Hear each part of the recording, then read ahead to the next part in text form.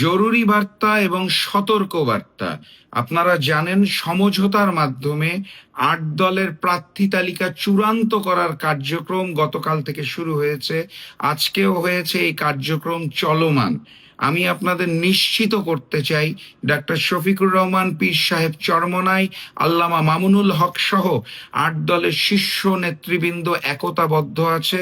আমরা একতাবদ্ধভাবে জাতীয় নির্বাচনে অংশগ্রহণ করব। আমাদের মধ্যে কোনো বিভেদ সৃষ্টি হয় নাই। একটি মহল আমাদের এই ঐক্যকে ভাঙার জন্য পুরাতন ভিডিও এডিট করে ছড়াচ্ছে এবং মানুষকে বিভ্রান্ত করার চেষ্টা করছে। একই সাথে সাথে যেটা দেখা যাচ্ছে সেটা হচ্ছে এই বিভ্রান্তিমূলক ভিডিওগুলো দেখে অথবা এআই দিয়ে তৈরি আর্টিফিশিয়াল ইন্টেলিজেন্সের ভিডিও দেখে, পুরাতন এডিটেড কাটা ভিডিও দেখে অনেকেই বিভ্রান্ত হচ্ছেন এবং মনে করছেন আমাদের মধ্যে ঐক্যবোধ ভেঙে গেছে। আমি আপনাদের আবারও নিশ্চিত করছি আমাদের মধ্যে ঐক্য অটুট অবস্থায় রয়েছে। আমরা একসাথে জাতীয় নির্বাচনে অংশগ্রহণ করব ইনশাআল্লাহ। অতএব ভুলেও বিভ্রান্ত হবেন না। প্রথম প্রসঙ্গ সমাপ্ত। দ্বিতীয় প্রসঙ্গ, আজকে থেকে সোশ্যাল মিডিয়ায় বিভিন্ন জায়গায় আরো একটি বিভ্রান্তিমূলক জিনিসপত্র ছড়িয়ে দেওয়া হচ্ছে। কেউ কেউ বলছে জামাত 250 আসন নিয়ে 50টা বাকিদের দিয়েছে। কোনো কোনো জায়গায় দেখা যাচ্ছে ইসলামী আন্দোলন 180টি আসন পেয়েছে, জামাত 70টা, বাকিরা মিলে 30টা। এরকম বিভ্রান্তিমূলক কথা এবং সেই জাতীয় স্ট্যাটাস ফেসবুক পোস্ট দেখে নিচে ৮ দলের নেতাকর্মীদের মধ্যে অসন্তোষ সৃষ্টি হচ্ছে। আমি আপনাদের নিশ্চিত করছি ৩০০ আসনের ৮ দলের যে আসন সমঝোতা, সেই প্রক্রিয়াটি চলছে।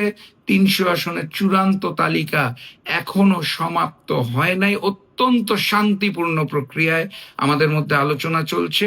দ্রুততম সময়ের মধ্যে ৩০০ আসন যখন চূড়ান্ত হবে, জনগণের সামনে, দেশবাসীর সামনে, সকলের সামনে একসাথে সেটা জানিয়ে দেওয়া হবে। এর আগ পর্যন্ত একটি বিশেষ মহলের বিভ্রান্তিকর এই জাতীয় কথাবার্তা, যে ফাঁদটা তারা পাততে চাইছে, সেই ফাঁদে পা দেওয়া যাবে না।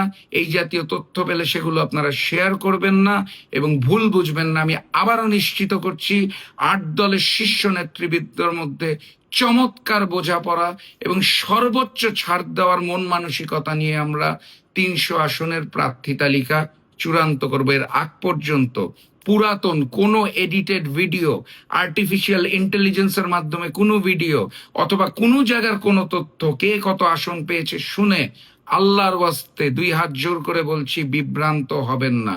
যখন জানানো হবে শীর্ষ নেতৃবৃন্দ ৩০০ আসন জনগণের সামনে অবশ্যই জানিয়ে দিবে।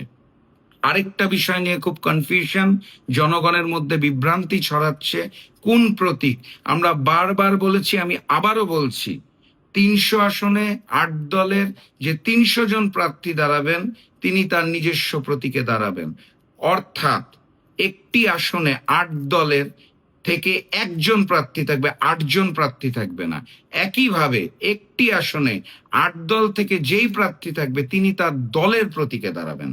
অর্থাৎ আপনি যখন ভোট দিতে যাবেন, ব্যালটে দেখবেন আপনার নির্বাচনী আসনে যদি দাঁড়িপাল্লা থাকে, ওখানে হাত পাখা, রিক্সা, চশমা, বটগাছ, অন্যান্য ৮ দলের প্রতীক থাকবে না। যেই ব্যালটের মধ্যে আপনি দেখবেন হাত পাখা আছে, সেখানে দাঁড়িপাল্লা সহ অন্যান্য প্রতীক থাকবে না। অর্থাৎ ৮ দল থেকে একটি আসনে একজন প্রার্থী দাঁড়াবেন, উনি তার প্রতীকে নির্বাচন করবেন। বিভ্রান্ত হওয়ার কোনো কারণ নাই। প্রার্থী তালিকা, চূড়ান্ত প্রার্থী তালিকা ঘোষণার আগ পর্যন্ত কারো কথায় কান দিবেন না, বিভ্রান্ত হবেন না। যখন চূড়ান্ত হবে, আমরা নিশ্চয়ই আমাদের শীর্ষ নেতৃবৃন্দ দেশবাসীর সামনে সেটা ঘোষণা করবে। এর আগে একটি মহল যারা আমাদের ঐক্য বিনষ্ট করার চেষ্টা করছে, তাদের ষড়যন্ত্রে পা দেওয়া যাবে না।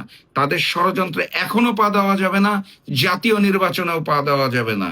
আমরা আগামীর বাংলাদেশে ওই ফ্যাসিবাদ আর নয়া জালিমকে সবাই মিলে রুখে দেব ইনশাআল্লাহ। অতএব ঐক্যবদ্ধ থাকবেন। সোশ্যাল মিডিয়া, ফেসবুক, অন্যান্য প্ল্যাটফর্মের কোনো বিভ্রান্তিমূলক গুজবে কান দিবেন না। ৮ দলের শীর্ষ নেতৃবৃন্দ, আমি আবারও বলছি, ঐক্যবদ্ধ আছে। আপনারা ঐক্যবদ্ধ থাকেন। দেখা হবে বিজয় ইনশাআল্লাহ। বিজয়ের পথে যাত্রা শুরু, জীবন অথবা মৃত্যু। আসসালামু আলাইকুম।